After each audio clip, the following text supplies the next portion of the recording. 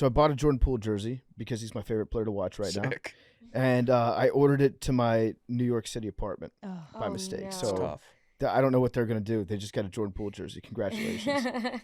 But Tough. That's like if that showed up at my apartment, I'd be, who the fuck ordered a Jordan Poole Wizards jersey?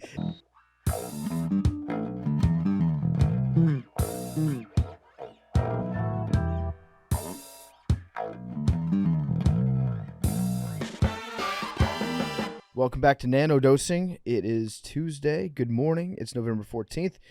And we have an update from Uganda, from Billy and Donnie's trip to Uganda, where they coached for and played for the Uganda national team against Kenya, succumbing 14-0 against the rival Kenyans on They lost Sunday. 6-0 last year, right? Yeah. So it got worse by more than 100%. I've got an official statement from Billy Football, and Billy will be back on the show, obviously, and Donnie will join too, hopefully. We'll get a full recap of everything that happened. Right now, they're kind of in a travel situation, so they can't get into the show. But Billy did issue a statement that he'd like me to read on the air. He says, in regards to the game, 14-0, they didn't call false starts, and they made every play 10 yards. Like, if we got 5 yards, it wouldn't be 2nd and 5. It would be 2nd and 10. I've been crying because the Ugandans trusted me, and we didn't win because of cheating. Please don't go after the loss. It's too fresh. The Ugandans played so damn hard, they got robbed. So it sounds like an emotional loss for Billy. So Billy's over in Uganda with his boys crying. This doesn't surprise me, by the way, that Billy got so emotionally invested in a team that he just joined a couple weeks ago, that he's now like he's crying and he's emotional. Doesn't surprise me. Doesn't surprise me at all, knowing Billy Football. Sounds like they got hosed. I'm going to choose to wait till all the facts come out. I'm an all-22 guy, so I don't know if they have the all-22 tape of this game, but I'm not going to say one way or the other what happened, who's to blame, who's not to blame, until I get to review the tape. So that's where I'm at with it. I'd like to see the tape as well. But also, I saw Billy running. I think it was a quarterback keeper, or maybe it was just a scramble. I'm just going to blame it on his ankle, but boy, my man's looked... I look bad, man. It was a hard-earned 3 yards. It was muddy. Bad, man. It was bad conditions. I expected more from a collegiate athlete. That looked bad, dog. His ankle. I'm not going to blame Billy on this. Wasn't the best Yeah, snap maybe either. get it Play back. got off to a tough start. Maybe he had a bad ankle. That shit was bad, man. You start Billy on your fantasy team? Hell no. I'm going to drop him. I had him started this weekend. It was a good matchup on paper against Uganda. Kenya. Oh, yeah, Kenya, sorry. So Billy did get an awesome jersey out of it. The Uganda jerseys are sick. They say, Hokahe across the front. I don't know what that means, but it's awesome. It's good. Wait, I'll tell you. I want to know everything that happened with this trip because they went on the news. They were, interviewed by Ugandan media as, ambassadors for the game. I think this would actually be a great brand, Donnie and Billy bringing American football to various countries across the world. Well, they're going to Nairobi. That's their new thing. It's next up is Nairobi. That's the Africa Cup. Yeah, I think that's what they're now looking forward to. Okay. Yeah, I want to see Billy spreading the gospel of... So do these teams just play each other once a year and that's their only game? I don't know. Like next year, you said it's in Kenya next year? Nairobi, yeah. So I don't think that's next year. I think it's in a month or something. I am just cracking up at the idea of Billy playing in a football game in Africa and screaming at the refs and just getting up in their faces, being like, "It's not 2nd and 10, it's 2nd and 5. I don't even know what he's saying. It's supposed to be 2nd and 5." Also, Hokahe today is a good day to die. That's great. That Yeah. rocks. That's an awesome slogan for a jersey. Holy shit. Billy got caught up. This is what happens to Billy. He got caught up. He had a bum ankle, but he gritted through it. Hokahe. Okay. Hokahe, guys. That might be the new slogan of this podcast. How did this shit come about? Maybe I missed this whole shit. How the fuck did Billy end up coaching a Ugandan football team? What the fuck did I miss? It was through Donnie. So Donnie was directed to this effort to get a bunch of football pads and stuff over to Uganda for this Africa Cup or whatever the tournament that they have there is. And so Donnie was like, "Yeah, I'll do it. I'd like to go over and deliver these pads." And then he recruited Billy to go with him to maybe help out with coaching. And then Billy somehow ended up playing on the team, which I don't know what the rules are in terms of having an American from New York City just join up, and now he might be Ugandan. Did he have to get a passport to play? I'm sure he has a passport. Yeah. to No, travel. a Ugandan passport. You might be a dual citizen. Yeah. It very well could be. But yeah, this was it's been a tough week for Billy. So everybody be nice to Billy. Billy, at the very least, he's spreading American football across the world, and he's being an ambassador for the game, and he tried. Billy definitely tried. Sure. But I do need to see him getting up in the ref's face, just yelling at him like, "It's fucking 2nd and 5. This is a bunch of fucking bullshit." I just don't know how he got from like I'm coaching him to like, fellas, I'm in. Like, how do you get there? Like, what is the steps? Yeah, where's Also, Marv how Twist? did he become the starting quarterback? Where's Marv?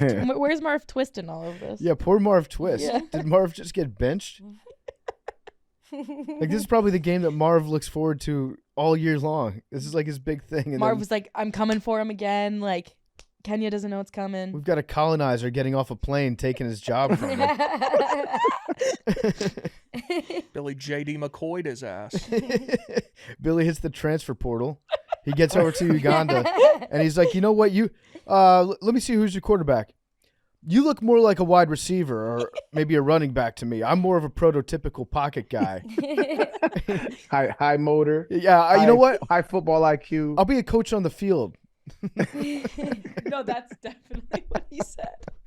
Billy pulled a Bill Polian on him. Marv. Guys, trust me, I played high level football. Just listen to me. Marv, you look like you're a tremendous athlete, very instinctual, great leaper. I feel like we could use Athlete. you. We could use you at wide receiver or offensive Quintessential weapon. athlete. Yeah. You know what? I'm just gonna drop back. I'm gonna do 3-step drops. I'm gonna be heady, ham and eggs type of guy. I'm a real throwback player, Marv. I'm not that flashy. You give me Uncle Rico vibes. Maybe kick returner for you, Marv. Just give me the ball. Aaron, I would love to see you go over to Uganda and play in this game. I really would.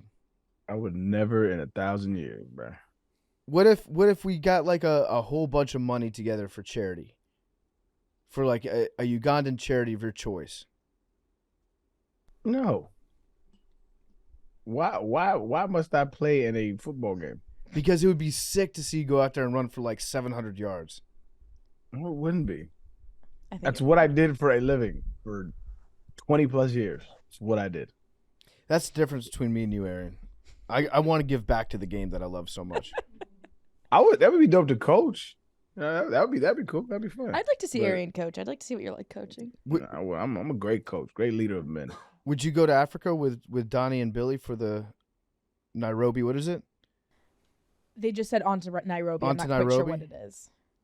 Would you be What is willing to that? coach with What- them? Oh, they're playing another game? I guess. I don't know if Donnie and Billy are involved in that one, but their next game for Kenya, I think, is Nairobi for something. You'd have to line up, but it would be fun. I think that'd be sick. Listen, I would go over there and kick for them. That's how much I care about football. They just look funny, man. They just look funny, bro. It would be very funny if I was the only white person on the field and I was a kicker. That's what it looked like with Billy. That shit was funny as hell. I always laugh during sometimes there are HBCU games and the punter is white, and then that's the only white guy on the team. Let's try to work that out. Let's try to get Arian over to help out with Donnie and Billy. If not this time, then maybe next time. I think that would be great. Yeah, we'll see what it's talking about. So yeah, we'll update you guys later on Donnie and Billy's big adventure. But it sounds like emotions are high right now. It sounds like Billy he's processing the loss right now, and it might take him a couple weeks to do that, knowing Billy. So be nice to him. What do you think we could insert Billy, like if we told him you're going to, I don't know, pick a country, Vietnam, to coach a handball game? Like, I think he would cry if they lost. Yeah, for sure. He gets really into stuff. Yeah. Especially when it's athletics, when he gets to compete out there. It could be anything. I actually think Billy would assume that because he's American and played in college sports, that he could go over to most countries and teach them how to play any sport better than they already knew how to play it. That's just my opinion. There should also be pickup basketball World Cups, depending on skill level. So, like, Billy's team that he plays on right now should be able to go over to, like, Finland and play against similarly matched, like, bad Finnish basketball pickup teams. That'd be fun, wouldn't it? I actually Do you remember Hoop It Up? What was that? You don't remember Hoop It Up? Hoop It Up was this like traveling thing. It was back when I was young. It was like a 3-on-3, and they brought the courts. They go to your city. They brought the courts, and it was like you would compete in the whole citywide tournament. And I think the winners competed against like other winners in other states and stuff. And shit was dope, man. Hoop It Up. I like that. That sounds kind of like the basketball tournament. TBT? What do you mean? What basketball tournament? It's called TBT, that's the what's basketball called tournament. the basketball tournament. And it's just like anybody can assemble their team, get whatever players you want, and then we're going to have a bracket-style tournament to see who gets like $1 million to the winner. That's $1 million. Yeah, damn. There was like UT had an alumni team. It was like Chris Lofton and like JP Prince, I think, and like guys like that. I heard that. That's dope. I think we should have, you know what the FA Cup is. Mm-hmm. For people who don't know, in England, there's a tournament every year that has every soccer team in the country from the Premier League down to you could make a men's league team and enter the FA Cup if you want. If you won enough of the preliminary matches, you could theoretically play against Manchester United or whoever. It's awesome. We should have that here. I would like to do it for baseball. It'd be awesome. Like a single A team playing the Yankees, but like we should do it for basketball and just like anybody can make a team and you can enter this thing. Yeah. And like you could end up playing the Pistons. That would be sick. That'd be incredible. Do you think that basketball is more likely or less likely than, well, I think it's probably more likely than the NFL to have like a team of the best college basketball team in the country playing against the worst NBA team in the country? Could win, potentially. It's more likely than football, yes. Not likely, but it's still very unlikely because if you're on an NBA team, you're probably a really, really good shooter. I don't know. Like the shot making in the NBA is just so on a different level. But like football, the physicality is just it's not. Yeah, you've got grown men playing against, some guys that should not be playing at the next level. I guess basketball is more likely. They're both extremely unlikely, but you could have a day where you just happen to shoot, 65% from three. Right. Like the best 3-point shooting team of all time in college basketball playing against like the Wizards. Well, that takes, you have to take into account Jordan Poole's just out there. I mean, if he was playing against a college team, he would be doing shit that it'd be unbelievable. Yeah. Jordan Poole is my favorite player in the NBA. I don't think it'd be close. I fucked up. Probably wouldn't, but it's more likely than football, I think. What about baseball? Yeah. Yeah, baseball, there's like a lot of luck. Baseball is probably the most likely. If you have a great starting pitcher. Correct. For a college team. Like if you have a dude that's going out there throwing gas, 100 miles per hour. Like Paul Skeens last year at LSU could have pitched against a major league lineup and gone 6 innings with 3 runs. Yeah. Which, I mean, you could get lucky. You go up against an MLB pitcher. He's not having a great day. He doesn't have his best stuff. Right. And then you could somehow maybe figure out a chance to win. But if you played 162 games, then the MLB team would win probably 150 of those games. Right. Yeah. Where was I going to go with this? We were talking. Jordan Poole. I fucked up with Jordan Poole, big time. So I bought a Jordan Poole jersey because he's my favorite player to watch right now. And I ordered it to my New York City apartment by mistake. No. So I don't know what they're going to do. They just got a Jordan Poole jersey. Congratulations. But that's like if that showed up at my apartment, I'd be, who the fuck ordered a Jordan Poole Wizards jersey? If you go look at my like Fanatics and just jersey purchases that I have in my record, in my database, I am confident to say that I'm the only person in America that has ordered all the weird jerseys that I've ordered. What are some of the other ones? I got a Tress Way authentic Washington Commanders jersey, the punter. Like the $300 one? Yeah, because he's really good. I love Tress Way. So I got Tress Way. I got a Jordan Poole. I have a Marquise Noel Kansas State jersey. Okay. What else do I have? I've ordered a bunch of really, really strange jerseys over the course of my lifetime. Oh, I have a Brandon Lloyd authentic Washington Redskins jersey. I'm sure that's the only one of those that was ever sold. I think he had like 400 yards in 3 years for us. Like he was very, very bad. We've got 2 Jason Campbell jerseys. I have to get one home, one away. I've just got a murderer's row of unusual sports uniforms. My most random one, I don't have it anymore. I used to have a Kirk Heinrich Hawks jersey. Wow. Why'd you get his? I'll let you guess. Well, he doesn't really have any connection to Tennessee. I don't know. He was the only white guy. Oh, so you got the... And I thought it was funny. Yeah. That was before Kyle Korver came. That's probably the most random one I have. Or have had at some point. Yeah. I only have 2 jerseys. I got a Penny Hardaway one, and then a Michael Jordan one. Good choices. Did you get Penny Hardaway Magic? Yeah, of course. Pinstripes? No, it's just the all blue joint. Penny was nice. People forget that. I don't. I'll tell you what I'm buying, and I mentioned this guy once before, but I'm dead ass serious. Dalton Connect, number white. 3 on Tennessee, the best white basketball player I've ever seen in my life. You really like the whites, don't you? He's unbelievable.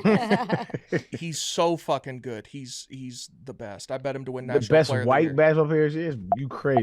I haven't even seen him play, and that's bullshit. Go watch his highlights. I'll watch his highlights right now. He's gonna play in the NBA. I'm certain. What's his name? Dalton Connect, Knecht. Mackenzie just made a jersey purchase this weekend. Oh, yeah. Oh yeah, I did. Is that gonna go in the studio, or are you keeping that for personal No. use? It's for the studio. So you want to say what you found? Yes, I found an Arian Foster Texans jersey at a random thrift store in Austin. How much was it? I don't know if I want to say. Say it. It was $10. $10? Yeah, man, you come and go in these. To be fair, man. it's definitely from China, so the guy didn't pay like $100 for it and then sold it for 10. Yeah, I have no idea. There was like a ton of jerseys there too, but I was like, I said to my brother, I could see it from the side. I was like, oh, this would be so funny if this was Arian's jersey, and pulls it out. It was it. I was like, what the hell? I was like, I have to buy this. I don't care how much it is.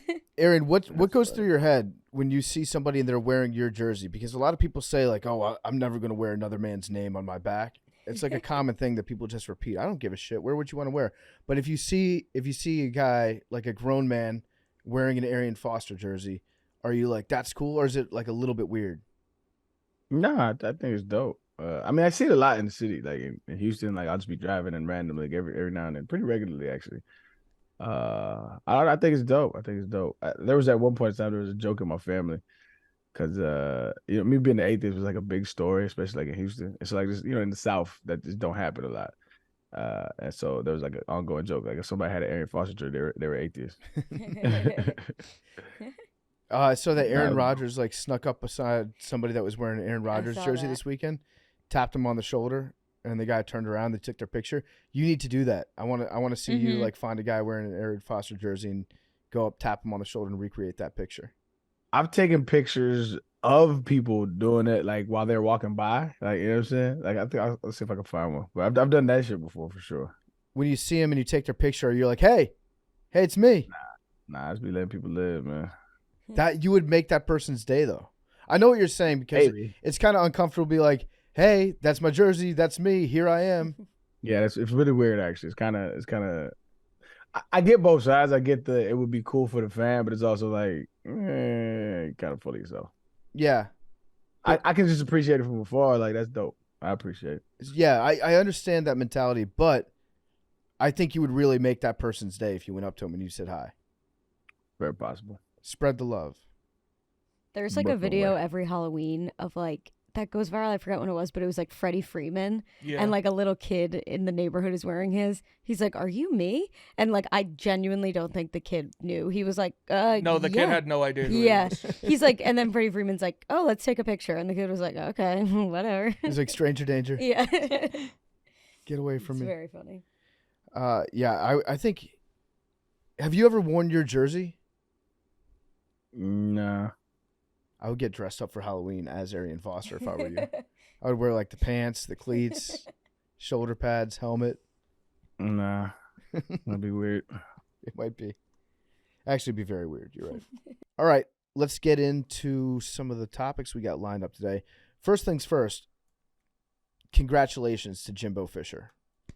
Clap All it up. time. Clap it up for Jimbo Fisher. All-time bag getter. He's on the Mount Rushmore. For sure. Who would you put on the Mount Rushmore of bag getters? Deshaun Watson, low key. Yeah. I would also Kirk Cousins. Yeah. Great For bag sure. getter. See, to be on the Mount Rushmore of bag get, like, obviously, Patrick Mahomes got a massive bag, but he deserved it. And he has to work for it now. Yeah, you have to have failed upwards. Yeah. And Sam Bradford, yes. Yeah, he got a bag before he ever took a snap. They changed the way every NFL player gets paid because of Sam Bradford. Yeah. Juwan, It was like 4 or 5 years in a row where it slowly started creeping up, and they were like, "Yo, these niggas is getting crazy money before they touch grass." Mm-hmm. Juwan Howard, low-key also all-time bag getter. Juwan Howard? Yeah. He just played forever. Look up Juwan Howard's contract that he got from the Wizards. So it's actually very, very impressive. So Juwan Howard, pulling up his career earnings right now. He made $1.3 million his first year, $1.7, and then he signed an extension, and he ended up making $150 million. And this is before guys in the NBA were getting paid. I mean, they're still getting paid really, really high salaries, but yeah. He got a $150 million contract on one contract? It might have been one contract, or it was basically one contract, yeah. I want to say it was about $120 million on that contract. What do you think Sam Bradford's career earnings are? Ooh, $60 million. No, you're not even close. 80. 130. 130. Damn. Let's go, Sam. There's another dude that was up. I don't think he was up there, but he was like somewhere. Who was that quarterback? He played like Flynn, Matt Flynn. Matt Flynn. He got that huge contract from the Seahawks. Yeah. Because he was Aaron Rodgers' backup the year he got hurt, and he came in and played pretty well. And then the Seahawks gave him that huge deal, and he was horrible. Yeah. Yeah, he played against Detroit. I think he threw, what did he throw, like 5 touchdowns? Was it just one game? His contract was essentially based on how well he played in that one game. Because he looked really good. Okay, so he only made $19 million. But that was, like literally off of a couple games. So we would be remiss to not include maybe the GOAT bag getter of all time. What sport? It's football, but it's not in the way that you might think about football. Okay. Roger Goodell. His career earnings, guess how much money Roger Goodell will have made at the end of this contract, which expires March 2027. What year did he become the commissioner? I want to say 2007, 2008. Oh, my God. So after that, it'll be 20 years, and he's been making like $30 million a year. 20, 30, 40. Yeah. I would say probably half a billion. Like 250, 300.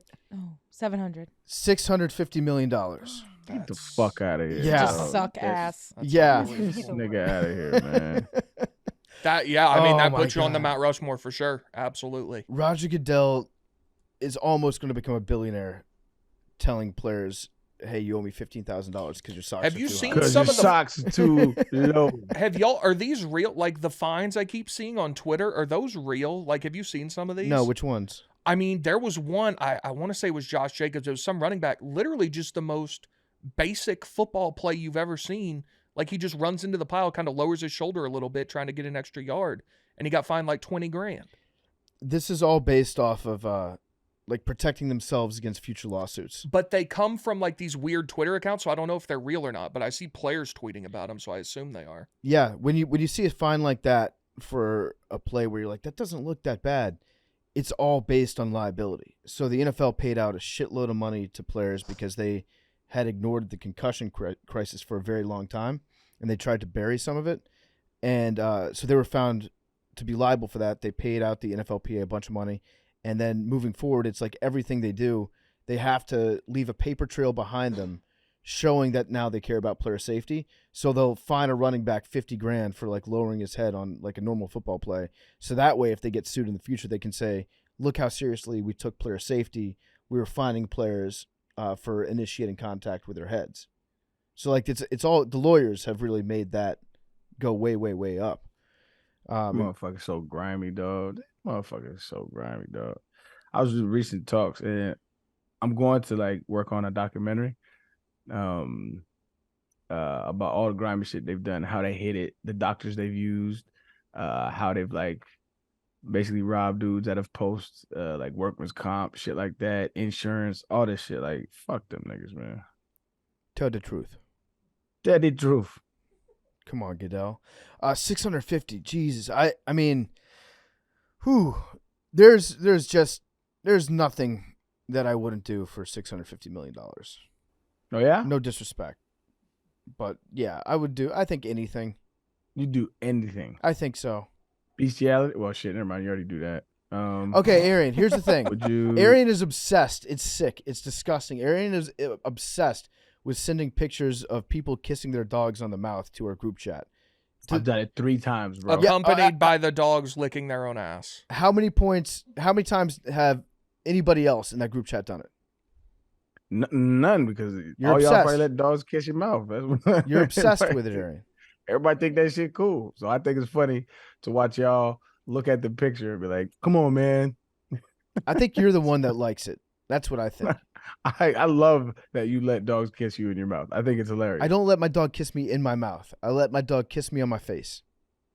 You said on your mouth. Well, if he licks my face and some of it gets onto my like the outside of my lips. I didn't kiss her. She kissed me. Outside is different than inside. I can't control where the tongue goes, but if Yes, you can. he's being a good You boy can. and he's licking my cheeks and then some gets on the corner of my mouth, I'm like, oh, that's sweet. And you go, I don't lick it up afterwards. It's disgusting. This is a you problem. no, it's not. There will never be a dog that gets within 30 feet of my fucking face. Hell no. That's a lie. That's cap. I did want to. Obviously that conversation started with Jimbo Fisher. I just want to touch on this is unbelievable. So within the next 60 days, he gets a check for $19 million. Then within the next 120, he gets another check for $7 million. Mm-hmm. And then every year from 2025 to 2031, he gets a check for $7 million, totaling $77 million. That's so good. And there's no offset language. Correct. He could go make $5 million somewhere else and still get 100% of the buyout money. Yeah. Now, if you go get another job after getting paid $75 million to get fired, you are an insane person. Yeah, psycho. He should have worked his last day on Saturday. Yeah. But I bet you he will. You know what he's probably going to do? How old is he? Oh, I was going to guess he's got to be nearing 60. That's a hard 58. Yeah. Jimbo, that's a man that spent 90% of his days outside in the sun. I know what he's going to do, I bet you he's going to go work for Nick Saban for free. There's just no way. That's what every coach does when they get fired. But that's coaches who need to get another job. He doesn't need to get another job. He might just want to go, yeah. If he works again, he's insane. Wait, was it Jimbo? Did Jimbo have beef with with Jimbo Nick Saban? hates Saban. Yeah, that's right. Okay, so I want to retract that. They got into a little like back and forth. Yeah. Was that this year? It was before last year, season. yeah. So I want to immediately retract that. He's not going to work for Nick Saban. But he probably will be like a consultant somewhere. Might go coach. We need to get him over to Uganda. Yeah. That's what we need. He get his hands on Marv Twist. His buyout is more than Jameis Winston has made in his entire NFL career. And Jameis Winston is the only reason he's getting that buyout. That's true. He needs to cut Jameis Winston a $10 million check. I think we all do.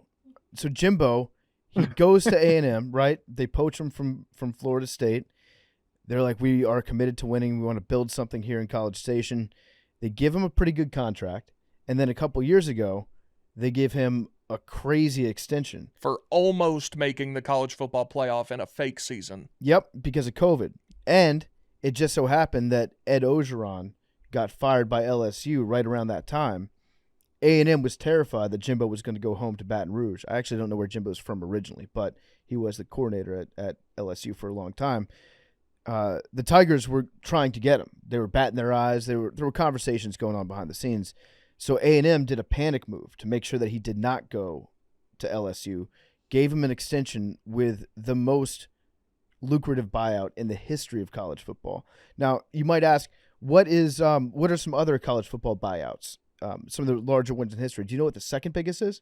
So I know this was like 4 times it was like 20 or 25, something like that. I think it was around 20 mil, and it was Gus Malzahn. Yeah. They paid Gus Malzahn 20 to not work for them anymore. Orgeron got like 16. Yeah. And then Jimbo gets, was it 75? 77. Yeah. $77 million to not work. Oh, my God. That is the dream. It's unreal. That is the dream. Fully guaranteed, no offset, which, as we said, he could go double dip and make money somewhere else. This might be the last time this happens, though. I feel like this is big enough. Jimmy Sexton, there is nobody. Jimmy Sexton on the Mount Rushmore of bag getters, because he gets these coaches these bags. He's the best guy at his job, maybe in the country. His agent.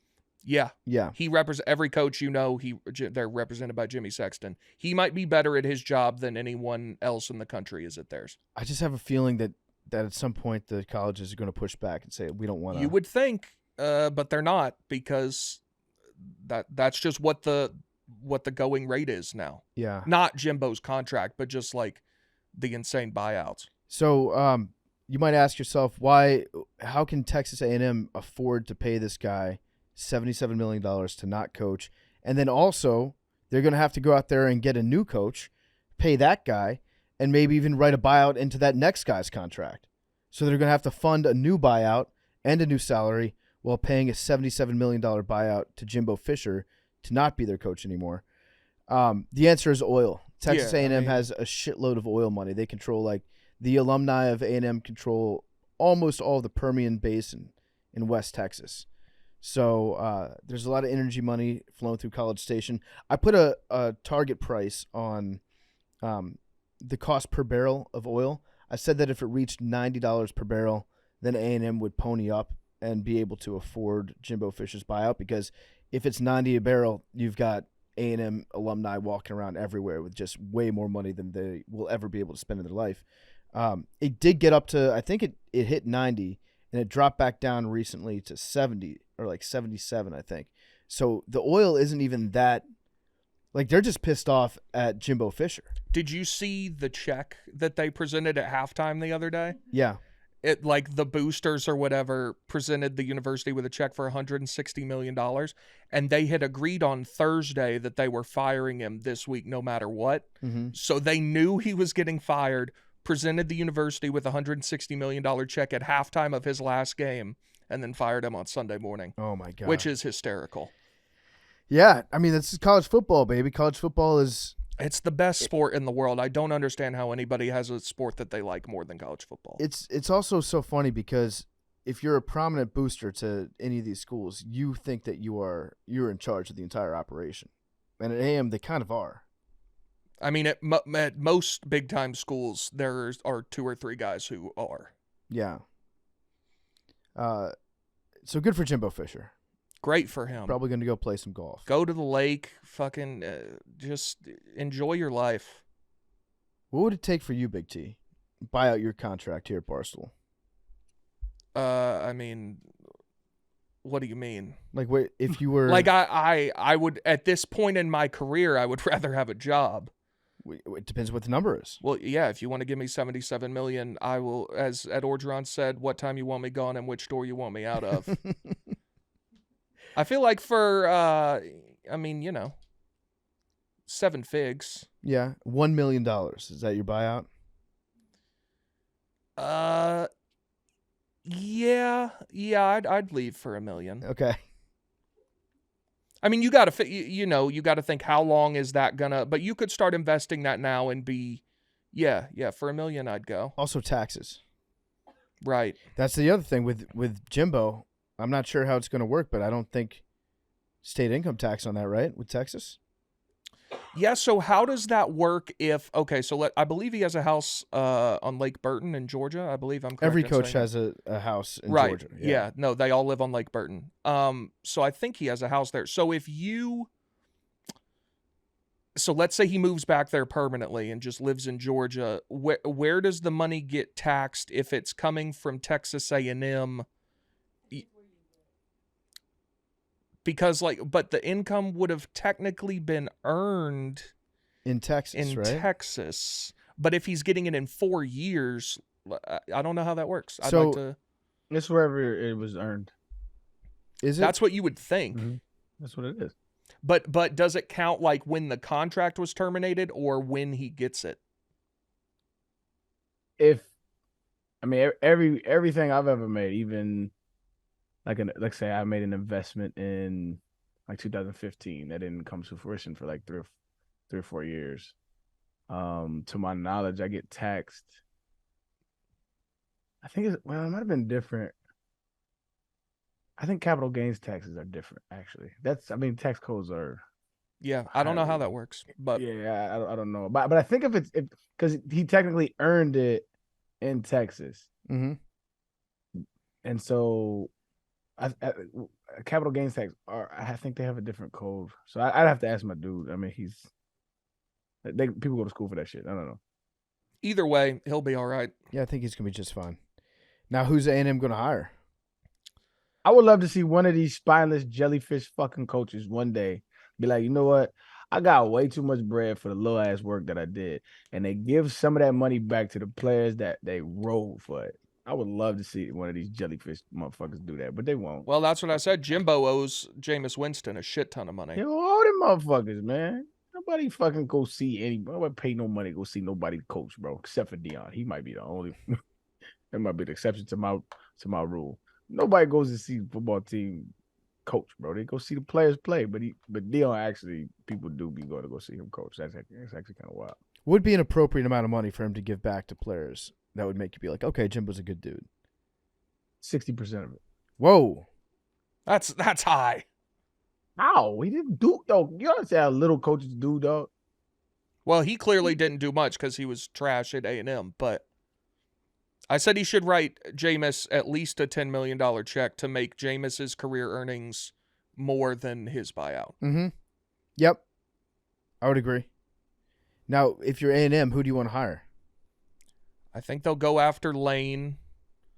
Mike Elko at Duke was Jimbo's DC at A&M. I think they're going to swing for. I mean, they have unlimited funds. Yes. They can. Clearly. Congratulations to Lane Kiffin and Dan Lanning on their upcoming raises at Ole Miss and Oregon for saying no to this job. I don't know. I think Lane, they'll definitely go after. Dan Lanning's the hot name, but he's not leaving Oregon to go to the SEC, to a school where, you know, they have expectations that are not commensurate with their status. Yeah. So, how long do you think it's been since A&M won a natty? A Ever. real national championship. Have they ever? Ever. I think didn't they win one in like 1932? I thought they had never won one. Fuck would I know that? Wait, if Texas, If you know that, you're a fucking. Well, because they put up all these giant fucking signs on the side of their stadium with all their accolades, and some of them they just made up. but if Texas A&M has all this oil money and stuff that you're saying, why aren't they better? Good question, Matt. It's not for lack of throwing money at it. They do claim 3 national titles, 1919, 1927, and 1939. Yeah, there we go. So they have won one. Like, I feel like they would be. Man, with an asterisk. I think it's got it for college football. I say for professional sports, it's the 70s. College football, you can start counting them in like the 50s. Why is that? Because that's when they started letting black people play. That just like college football is a very old sport. It's been around a long time. If you want, But they don't let. He wasn't playing against nobody that could actually play. it's true. I agree with that. But And- 30s, I mean, no. yeah, 30s. You've never won one if your last one was in 1930. Yeah, so they think that they're going to be competing for national championships. The fact is, like, you're in the But hardest. it's crazy. conference. It's about to be 100 years. Yeah. That's crazy. No one on Think that about team is still alive. I mean, That might be yeah. it. The last time somebody from Yeah. that team dies, Yeah, you have to that's when you're abandon done. it. Yeah. That could be good. That could be I fair. like that. I like that rule. I like that rule in general. So if you won in 1939, so like America can no longer take credit for World War One, is what I'm hearing. Well, that means Sounds- you I can't mean, take okay credit with for like any like that just means history starts It starts anew.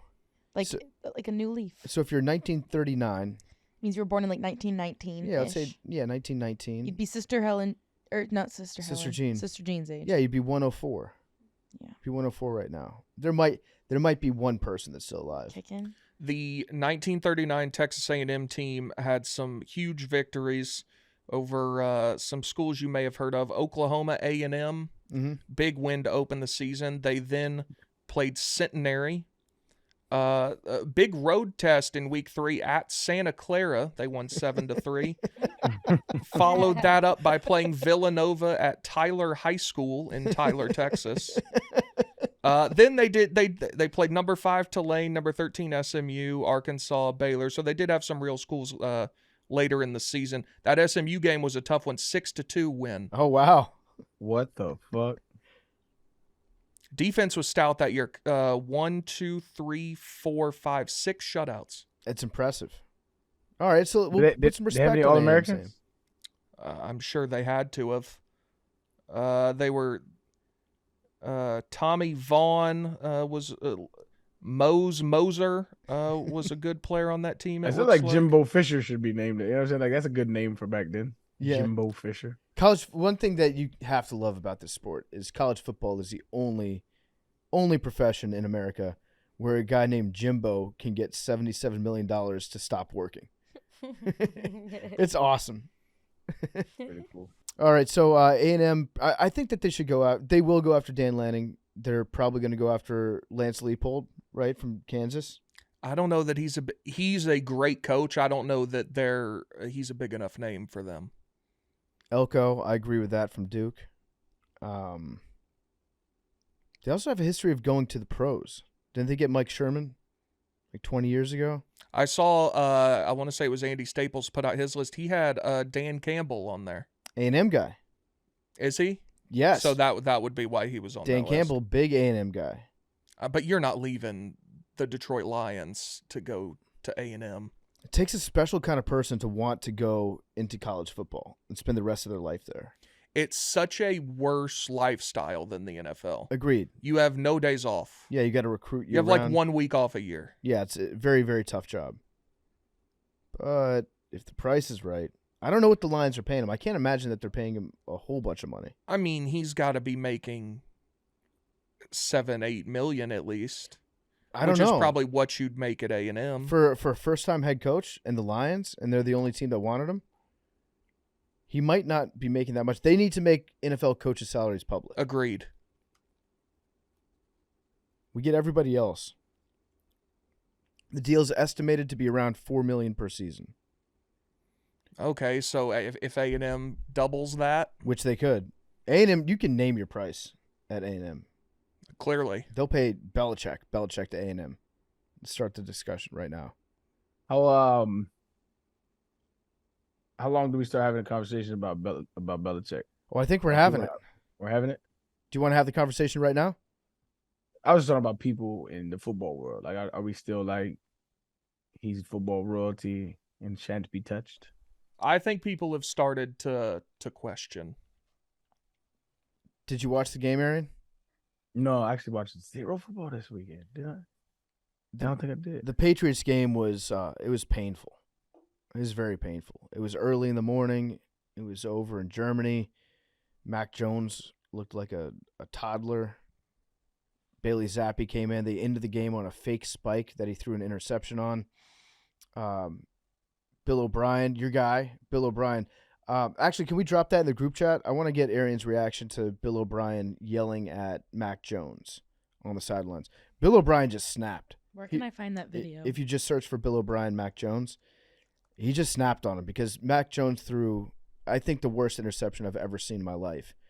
He was on like the 10-yard line, and he threw it to a linebacker who was on about the 2-yard line, and the receiver he was trying to get it to was about 7 yards deep in the end zone. Wait, did Bill O'Brien coach Arian? that came across my because somebody tagged me and says, "Yeah, I think it's right, man. It is scripted." I get tagged in really bad football plays a lot. So Bill was your coach for a while. Did you saw that fiery side of him, like screaming at people? Coaches in the NFL know who they can and can't do that to. So no, I never saw it. But I seen him scream at people here. Yeah. He was a good coach. Again, we need to put more respect on Bill O'Brien's name. I would say, bro, I think he's a brilliant offensive mind. I think he knows what he's doing. I think he's creative. I think he's smart. I just think he let his ego get a hold of him in Houston. But as far as like X and O's, knowing players, knowing schemes up top, I don't get much better than Bill, dog. I agree. He was, I think, 52-48 as coach of the Texans, which, by the way, D'Amico Ryans, with his 5th win, he's won 5 games now. He is now all alone in 4th place for most wins all time for Houston Texans coaches. That's insane. Wait, say that one more time. All right, so D'Amico Ryans has 5 wins. He is now the 4th winningest head coach in Houston Texans history. Damn. Who's number 1? Number 1 would be Gotta be cool. Koob. Yeah, Gary Kubiak. But how many did he win? He won a lot. I want to say maybe 60, 70. Yeah, it's up there. Okay. And then Bill won 52. And then I think Dom Capers won 18 games. Wait, so that Bill O'Brien was Arian's head coach? Yeah. Oh, Yeah. I didn't know that. I thought he was the offensive coordinator for you guys. Nah, he was the head coach. Oh. Well, I mean, he was the offensive coordinator, but he was the head coach. Oh, wait, I didn't know that. He was also GM. Well, that Oh. didn't start until I left. He was Okay. both at the same time? When I left, they gave him the reins and he did everything. Yeah. Bill O'Brien, the head coach, was good. Bill O'Brien, the GM, was bad. That's what I'm saying. Bill O'Brien, if he had fired himself as GM and just made himself head coach, I think that would have been a much better fit. And you see that video of him screaming at Mac? Oh, shit, let me see. Hold on. I just sent it. While he's watching that, did y'all see this story that just came out about the UCLA and Colorado theft? Oh, at the Rose Bowl? Yeah, so you saw Colorado players like had their stuff stolen. USC? It was against UCLA. Oh, it was at the but it was Rose at the Bowl. Rose Bowl. Okay. It was apparently kids, UCLA recruits that were on an official visit, and they robbed both locker rooms. Holy shit. Yeah. That's ballsy. Probably not what you want to do on your official visit. I would imagine not. No. My guess is your offer will probably be rescinded at UCLA, but maybe USC would offer you. Maybe you got that dog in you. Lincoln Riley do anything to get some guys who can play defense. Yep. I saw the video. What's your question? So, you ever seen Bill O'Brien act like that before? Like that angry at a player? Nah, I've never seen him that angry, but I also don't think that's that bad. He wasn't like in his face or anything like that. He's just passionate. Bill is a passionate ass dude. He wanted to win like a motherfucker. I didn't really. No, I just wasn't that bad. Mac Jones looks a little bit like Billy in this picture too. Yeah, that's what I'm saying. I don't think he'll do that to certain players for sure. But like, I just didn't think it was that bad. Yeah. All right. You want to get into the Tennessee Minute, or we got anything else we want to talk about beforehand? Tennessee Minute, going once, going twice. Okay, let's do the Tennessee Minute. It's brought to you by BetterHelp. Macrodosing is sponsored by BetterHelp. This time of year can be a lot. It's natural to feel some sadness or some anxiety about it. You got family coming into town. You're doing some traveling for the holidays. You're definitely feeling anxious. Maybe you're watching your favorite college football team go to Missouri and they suffer a bad loss that crushes your hopes. But adding something new and positive to your life can counteract some of these feelings. Therapy can be a bright spot amid all the stress and change, something to look forward to make you feel grounded and to give you the tools to manage everything going on. I've personally benefited from therapy. It's very helpful to get your thoughts out there. They feel like they're more organized. You feel like you're making positive changes in your life. You feel like you're being proactive, and it gives you mental clarity, and it gives you calmness sometimes if you're dealing with too much stress or anxiousness. If you're thinking of starting therapy, Give BetterHelp a try. It's entirely online, designed to be convenient, flexible, and suited to your schedule. And you can fill out a brief questionnaire and get matched with a licensed therapist and switch therapists at any time for no additional charge. Find your bright spot this season with BetterHelp. Visit BetterHelp.com/dose today and get 10% off your first month. That's BetterHelp.com/dose. That's BetterHelp.com/dose. All right, Big T, the Tennessee Minute. You know, I noticed you didn't start. I was just giving you some like ambient. Oh, thank you. Thank you. you. I noticed you didn't start with the number 7 Tennessee Volunteers basketball team going on the road, getting a huge win at Wisconsin on Do you think Friday. people want to hear about? Oh, cuz hey, I just looked at your white boy from on Tennessee. That motherfucker nice. He's disgusting. I told you. Yeah, I don't know if he's the best white boy I've ever seen, but that motherfucker nice. He just got named SEC Player of the Week 2 minutes ago. Named SEC White of the Week. Just player, all of them. He'd be White of the Week every week. Yeah. You think he's better than like Manu Ginobili, bro? I mean, obviously I don't think right now he's better than Kyle Kyle Korver. Korver. Nice, Kyle Korver's my favorite White of all time, but Dalton Connect is threatening. Do you think Manu Ginobili's white? What? He's Italian. Argentinian. Yeah, he's like Hispanic. Is he really? I thought he was from Italy. No, Argentina. Oh. Now Ginobili Italian. that's an Italian surname. I thought he was from Italy. Hold on. Are you sure? Yeah. Argentina. Yeah, Definitely sure. Damn. Okay. Got a little. He's a white. He's a white spice on Spanish though. Yeah. Like we have a player Santiago Vescovi who is from Uruguay, but he's like white. Mm-hmm. Yeah, I mean I don't know that I feel like that's when you start to get into different territory, colonization, shit like that. I don't know. This depends. Maybe if it's from like countries like Brazil, Uruguay, Argentina.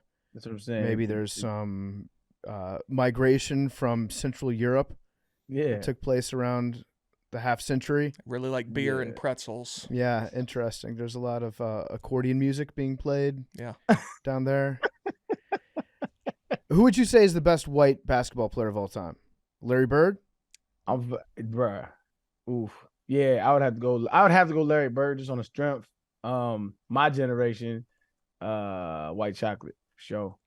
But yeah, you gotta go like Larry Bird was a dog. I mean, we talking top 10 of all time. I would almost say that whites from West Virginia should be lumped into that same category as like South American, like an Argentinian player. A white adjacent. White adjacent, like it's a different. It's special people from West Virginia. Wait, are you trying to you're trying to disassociate white people from West Virginia from just white in general? No, I'm saying that they got like a little extra something to them. Oh, okay. I mean, the two off the top of my head, maybe the most recent examples: Jason Williams, obviously white chocolate, and Tyson Badgett, the quarterback for the Bears. I don't know that now. No, yeah, that's true. They're a little different. Tyson Badgett's definitely different. I- Yeah. I don't know this white chocolate guy, but yeah. I know a lot of white people from West Okay. Virginia. Look up Jason Williams Okay. highlights.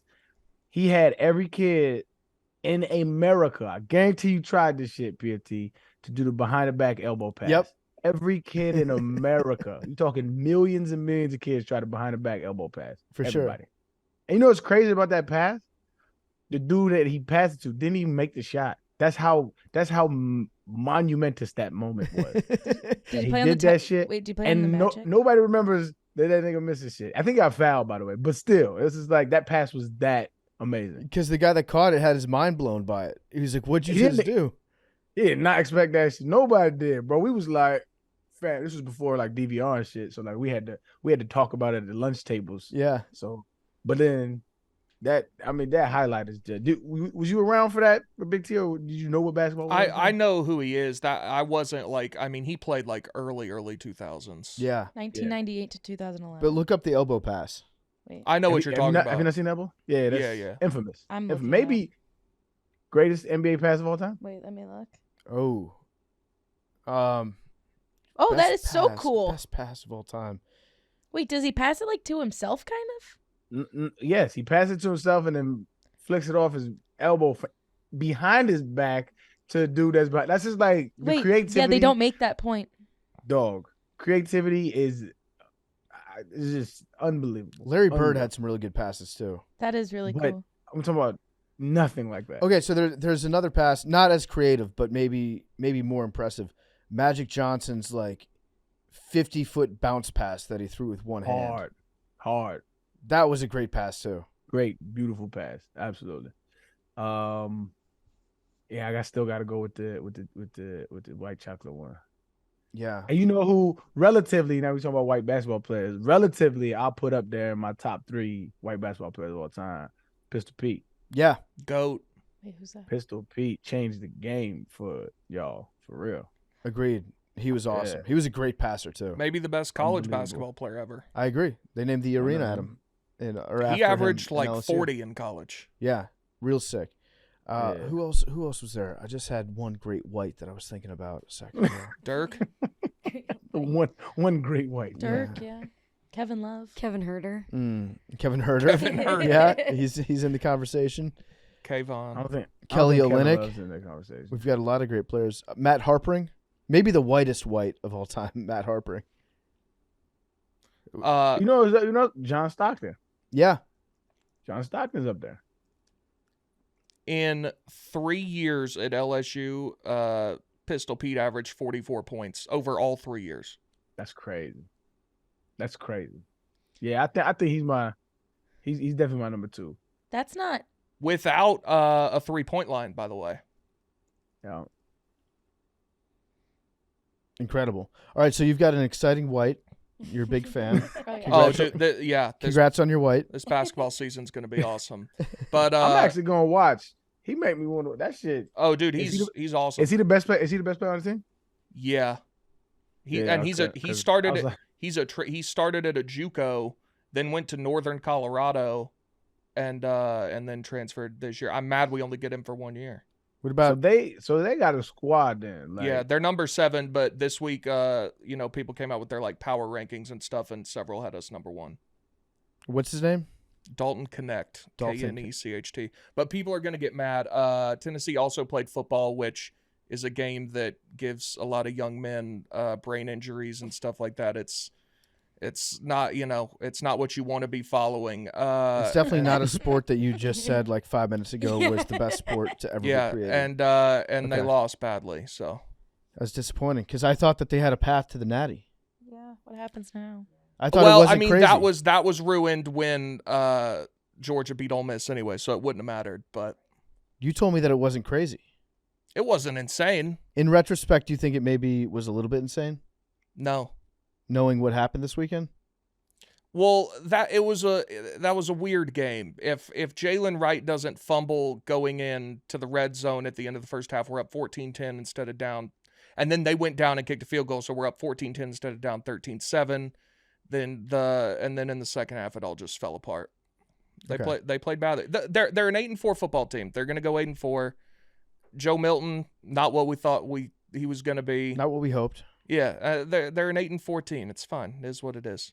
I do think they. I think it's possible they give Georgia a run for their money at home. Okay, Yo, that I don't sounds- think it's that- likely, That sounds insane. but I think the line being 10, it should be 20. I take that back. I did watch the Tennessee Mizzou game because I played golf with a couple of the homies that went to Mizzou, and so they came over and watched the game. I totally forgot about that. We had a game night.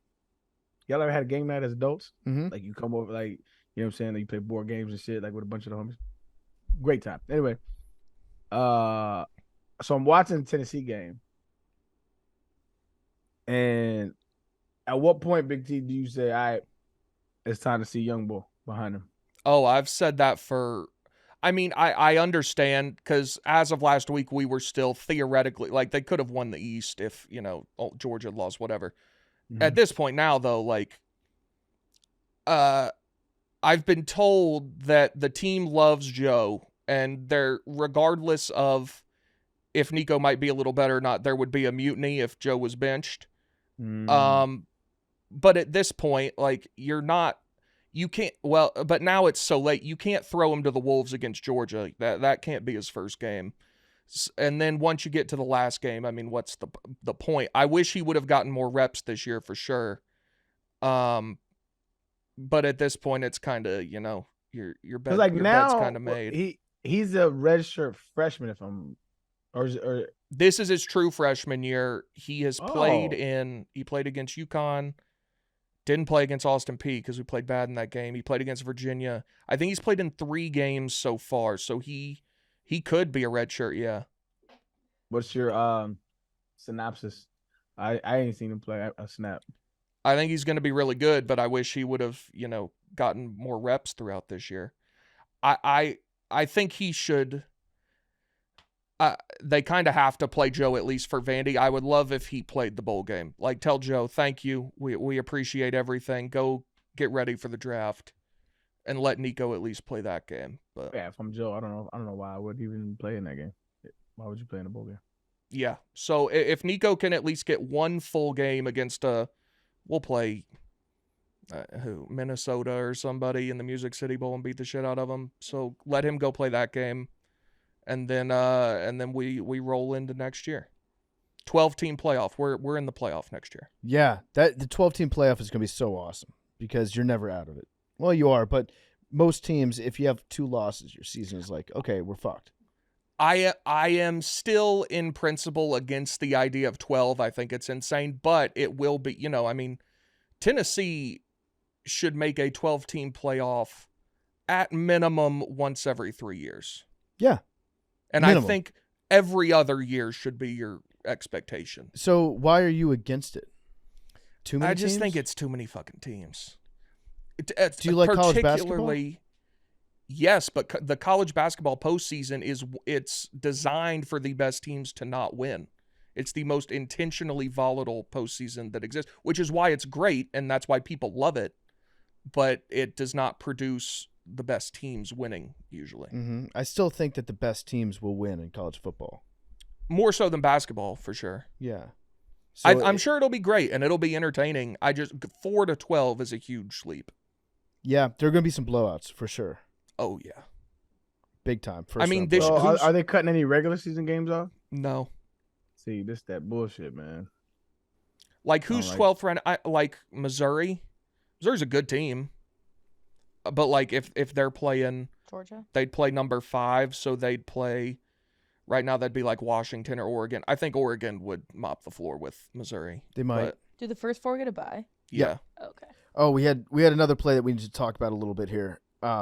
In the Washington game this weekend, interception, return for a touchdown. This guy was point shaving. I thought we were past this as a society. There was a brief spat during like the late 2000s, early 2010s, where Deshaun Jackson was responsible for like half of them, but dropping the ball before you get into the end zone. Kalen Clay at Utah. We've moved forward. I feel like coaches really were upset about this for a while. In Washington, you had an interception return. Mm-hmm. The guy on the Huskies drops the ball at, I think it was the 2-yard line. Yeah. Maybe the 3. It was closer to the 5 than the goal line. It settled like a downed punt at like the 2-yard line. He might have dropped it. It was at the 3 or 4. The 3 or the 4. Why? I don't know. Why would you do that? I think he might have been point shaving. Because they were the line was 9.5. I think they were up 4 at the time or 5, so it would have pushed him into covering. And I mean, he was barely past the 5. Have you ever done that, Arian? Have you ever dropped the ball early? Mm-mm. Almost. When was that? No, I didn't. That would be 2010 in Oakland. It was I let go of the ball sooner than I should have. Why did you do that? It's just when you make a long run, you just like so hype. You just like make it this like you just want to throw that bitch. You know what I mean? Like you just get excited. It's hype. It's just energy. You just adrenaline, and you kind of take it for granted. And but I didn't. I crossed it. I think I was like a yard or 2 over. But it was just, I remember watching the film. I was like, oh, hey, calm that shit down. Okay, I'm watching you run right now. This is an impressive run. Thanks, man. Almost the full distance of the field. You get in the end zone. Yeah, it cuts off right as you like start to drop it. But I can see you. Okay, here we go. He's at the 10, 5. No, you were good. You were good like 3 yards. I was good, but that was the closest I did. But you could see where it's like, hey, man, you got a little too. Because that's never been. I'm usually really chill. I was usually really chill when I scored, and so that was like one of the ones where I was like really hyped. I was like, that's too close for me. Yeah, I'm watching the replay. I'm going to stop it when you drop it. You were a good 4 yards into the end zone too. So that's a good amount. Like you were well in there, but this dude dropped it at probably the 3. I'm going to say he dropped it at the 3, maybe the 4 yard line before he got in. Yeah, no, Deshaun Jackson did that shit. You know what's crazy? He did that shit. I think in everywhere he was at. So he did that in the high school All-American game. Yeah. And then he did it in college, and then he did it in the pros. I think like 3 or 4 times too. Yeah, it's so easy to not do.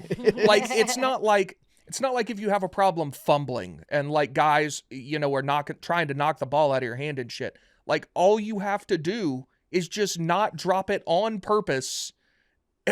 Just wait a second until you're into the end zone. It's so crazy. You just get amped. You get pumped up when you do it. Yeah, it's adrenaline. It's adrenaline. I like I said, I think that's the closest I've ever been. I never really. I was always pretty modest in the end zone. But what was bullshit about that Washington one was, so the Utah player goes and like dives on it at the 1, so they get the ball there. Washington gets a safety and then gets the ball back and goes down and scores. So they end up with 9 points. It actually worked out for them. Yeah, which is horseshit. So the Deshaun Jackson one, the famous one, was against the Cowboys. Not only did he drop the ball at the 1, but he like threw that back. He like tossed it backwards, and then he starts doing his end zone dance as the Cowboys are recovering his fumble, and he's like doing the whip. It's so good. It's so good. He's doing the whip. It's so good. I thought we had moved past this. We need to educate the youth. Don't fumble. I think we had team meetings about that shit. What'd they say? They just be like, "This is so fucking stupid. Cross the fucking line." They started talking like that. It was like, and we was like, "Ain't nobody in here did that, bro. Relax."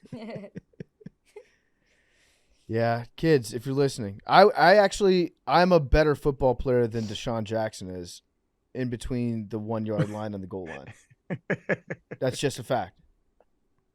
If my body had been teleported into Deshaun Jackson's body for like the last 3 yards of a football game, I would be a better player than him. It's just I don't understand it. Because you never had a 70-yarder, Big T.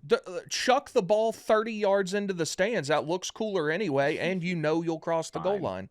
It's a fine though. That's a fine? Oh yeah. Mm-hmm. You cause a public disturbance. I got fined for that my rookie year. But you can fucking do a choreographed dance, and that's fine. But they say when you throw the ball in the stands, like people can fight over it, and you can possibly cause like a public disturbance. That's so stupid. That's fucking yeah. So, Roger Goodell can keep making his 30 mil, make fucking 40 million a year. Man, get the fuck out of here, though. How you pay this nigga 40 million a year? You don't give ex players health care. Fuck you, man. I be so sick of these motherfuckers, man. Sorry. No, it's all good. I think it's a fair gripe, mad, bro. It's a fair gripe, but also, I love his justification. Like, you're creating a public disturbance when you throw a football into a crowd of football fans. Might as well be it's all stupid. Throwing firecrackers up there. So you remember when Marshawn Lynch, they was threatening him. They was like, "Do not come on the field with gold cleats." They was like, "Do not come on." Remember they was like threatening him. I think it was like an NFC Championship game. So like that was our generation, bro. Our generation was like, I got fined because like my knee pads was above my knee, shit like that. They used to like just be on us, and now they let them cats do all of that, and they look better, like, and they feel better, and they play better, and like. The team celebration, everybody likes it. That was our whole point. Was like, dog, like we like if you like hinder the emotion in the game, that's what you're taking from it. Like this is not some like old country club sport. Like it's about camaraderie. It's about having fun. It's about individuality, personality. And like now that they finally starting to let cats do it, people like it way more. That was our whole point, man. I love it. I love to see. I'm not one of them old dudes mad that we couldn't do it. I'm mad that the young niggas can. I'm happy for that. I will say, I agree with you 95%, except we should start finding for the mouthpieces. The neon green mouthpiece, that's a fine. Nah, let them swag it out, man. Black, white, or team color. Nah, see, there you go. That Everything starts else, listen, there. I love the cleats. I love the, whatever you Mm-mm. wanted. Everything else, we gotta stop with the neon mouthpieces. So look at me move. I would like to see Nah. fines issued for players that run over cameraman on the sidelines and don't help him up afterwards. That is always weird to me. That is always weird to me. Like, bro, you just hit a human that doesn't have pads on. Like, make sure you're right. Like, Yeah. that was always weird to me. They just walk away. The guy's like on the ground. You've got 3 EMS guys running over to him. Yeah. That was always weird to me. I'm like, check on him, dog. Yeah. Help him up. Learn a fun fact about his friends or his family. Learn his name. Shake his hand. Get back to the huddle. All these things could be good rule changes, I think, in the NFL. All right. What else we want to get into before we end the show today? We've got Republican debates going on. How's your guy Vivek doing? Oh, did you not see the clip from the debate last week? No. Oh, you should take a Fucking bonkers. He's bro. weird. you dude. should take take 2 minutes and watch it right now. He went off. Okay. He was cooking. I'll find it and send it to you. Also, I saw a clip of him saying how much he loves enchiladas. Like, it's all he could talk about for like 30 seconds. I'm out. He's so weird. Oh, is it this guy here? I think there's something deeper going on in Yeah. the Republican Party here, and I am upset about what happened last night. We've become a party of losers at the end of the day. It was a cancer to the Republican establishment. I speak the truth. I mean, since Ronna McDaniel took over as chairwoman of the RNC in 2017, we have lost 2018, 2020, 2022, no red wave that never came. We got trounced last night in 2023. And I think that we have to have accountability in our party. For that matter, Ron, if you want to come on stage tonight, you want to look the GOP voters in the eye and tell them you resign, I will yield my time to you. And frankly, look, the people there are cheering for losing in the Republican Party.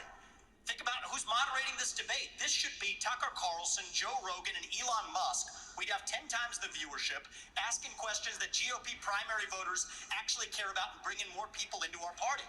You think the Democrats, and we've got Christian Walker here, you think the Democrats would actually hire Greg Gutfeld to host a Democratic debate? They wouldn't do it. And so the fact of the matter is, I mean, Christian, I'm going to use this time because this is actually about you in the media and the corrupt media establishment. Ask you the Trump-Russia collusion hoax that you pushed on this network for years. Was that real or was that Hillary Clinton made up disinformation? Answer the question. Go.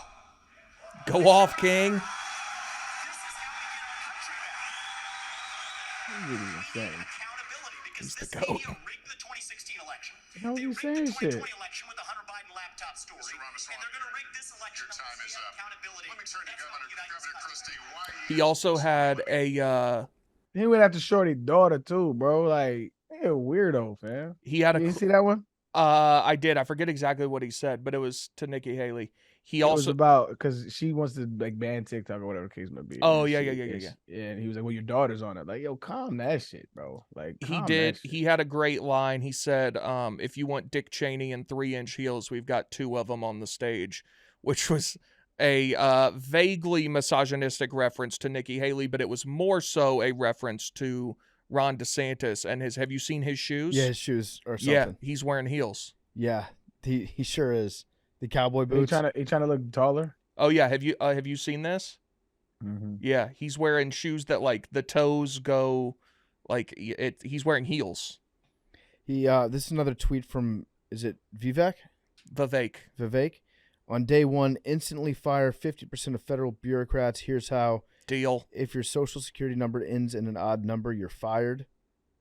That downsizes government by half. Absolutely nothing will break as a result. It doesn't violate civil service rules because mass layoffs are exempt. Shut it down. I could see a couple things going wrong with that. Just like randomly firing people just 'em based out. on the number of their social security number. Get him out. I'm confident, more confident than I was before I saw that video, in saying that he will not be elected president because he's too weird. I think he's great. He's So weird. he's very weird. He's Unsettling. Big T likes him because he makes libs upset, which I understand. That's okay. Give me a policy of his that he's pushing that you enjoy. He's big into school choice, which I like. He wants to downsize the federal government, which I think is a necessity. Okay, now give me a Republican running that doesn't want to do those two things. I mean, I don't know all of their stances on everything, but like every Republican pushes school choice and downsizing government. I think he is a much needed, true outsider, but who has a very good political acumen about him. This is what I don't understand about people who like that type of shit, right? It's sensationalism. So, like, if you think Trump was good for America policy-wise, we can have a conversation.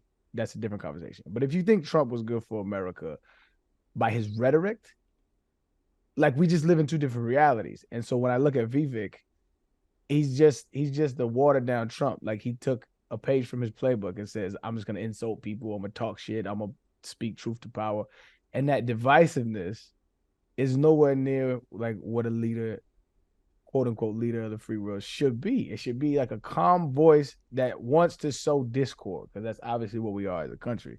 And so it's like, if you look at a Vivek or who just wants to ruffle shit, just wants to trigger libs, like, it's ridiculous. I mean, I don't like Democrats, bro.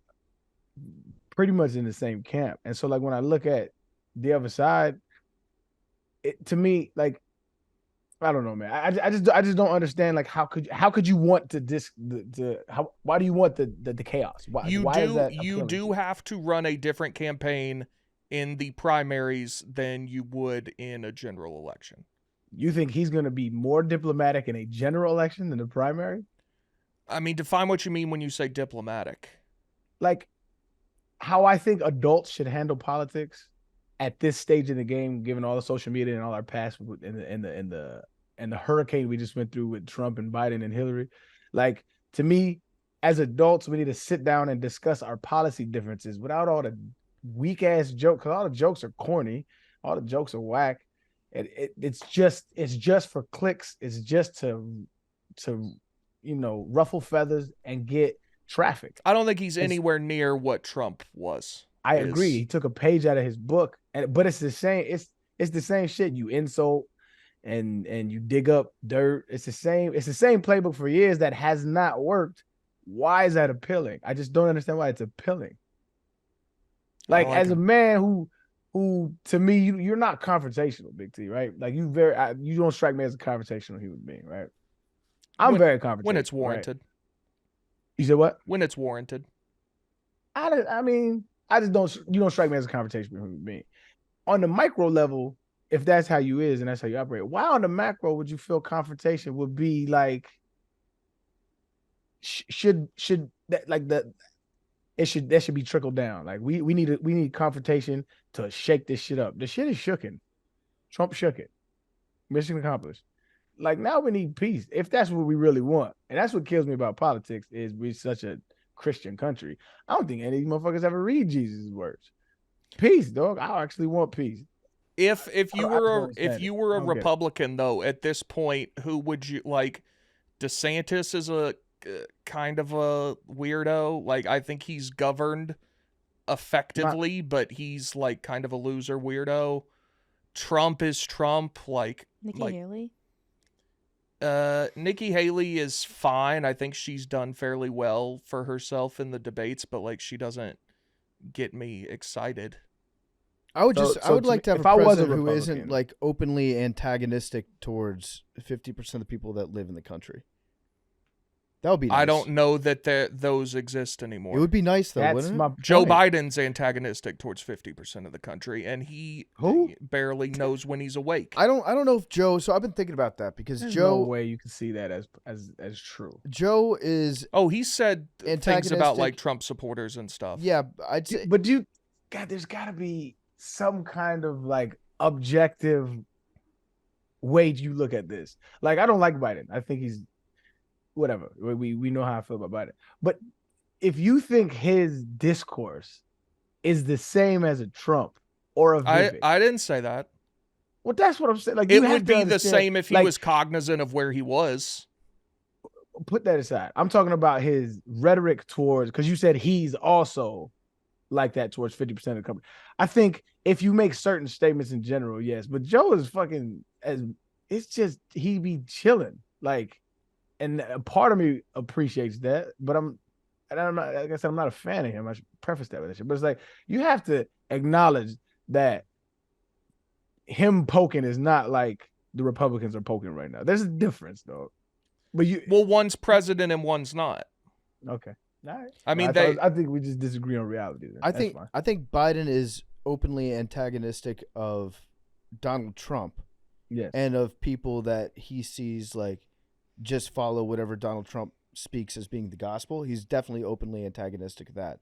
But also Joe is a guy that like he loves hanging out with Republican senators. Like he's always been a guy that I think Joe Biden one-on-one could hang out with a lot of Trump supporters and probably enjoy their company, get along with them together. But then once he started talking about like, hey, this guy, Donald Trump is a real jackass, then things would obviously like they'd butt heads about it.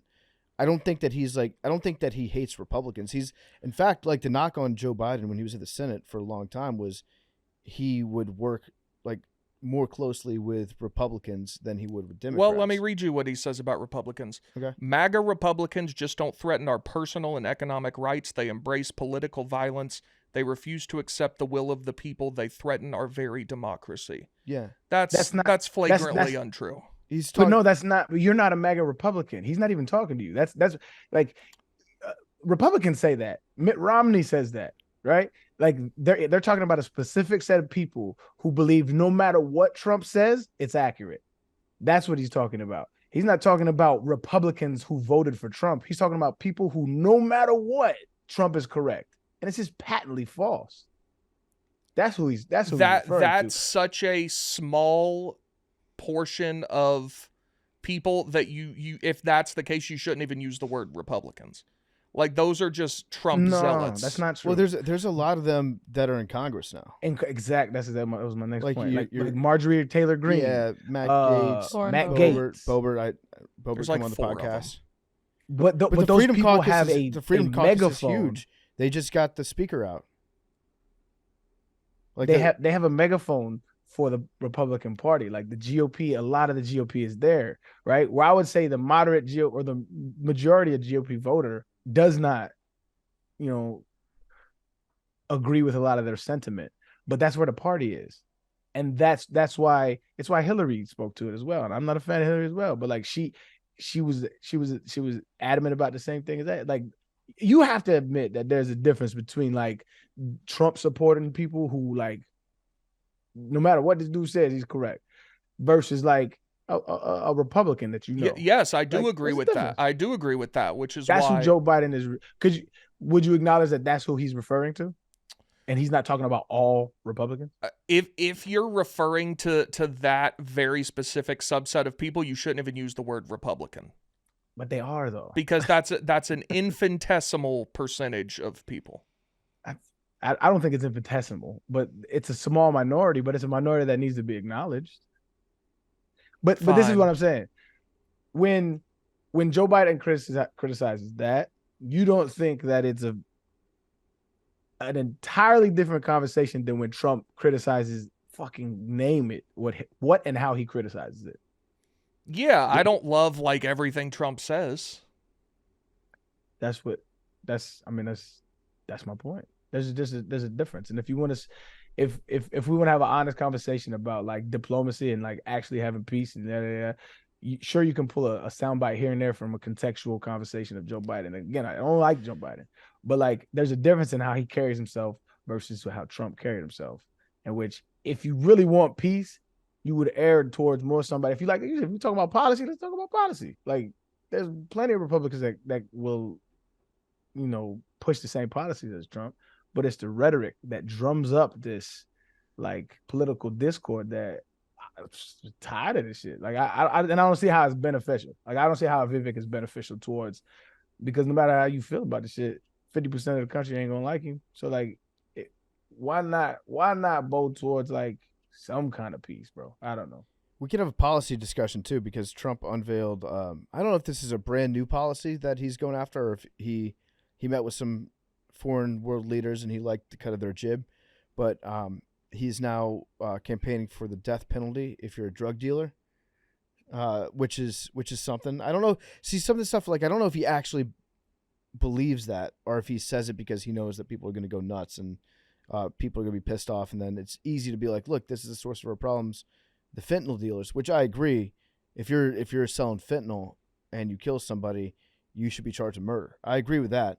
But he's saying, like, drug dealers, I think the guy in the Philippines, right? Duerte, he's big, like, execute drug dealers guy. So Trump was giving a speech and he said, they had a big problem in China with a lot of drug overdoses and it was tearing their country apart. Then they had a leader that came in and said, we're not going to do that anymore. We're going to kill the drug dealers. He was referring to Chairman Mao Zedong, the communist revolutionary that took over the country, killed all the landlords, and turned China into a communist nation and expelled the nationalists to Taiwan. So I guess he was giving like a dapping up Chairman Mao, which is something I did not think that Donald Trump would ever do. But death penalty for drug dealers, discuss, good or bad? Horrible idea. What about fentanyl, Arian? I'm not a fan of death penalty, dog. Like, and neither should the Republicans be. If the crux of their party is Christian values, thou shalt not kill shall be honored across the board. I mean, should be honored across the board. I think the death penalty is bad because, one, I think it's a contradiction.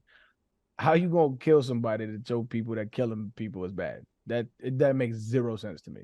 I do think there should be punishment for your actions. Yes, that's a discussion to have. But to kill somebody, to me, is just ass backwards. It's saying that you are the judge, jury, and executioner in a world where we patently get shit wrong all the time. The justice system continually locks people up who are innocent, and even if you're guilty of it, I don't think that it's beneficial. It's definitely not cost efficient. It makes no sense on any level to me. Big T, death penalty for drug dealers, good or bad?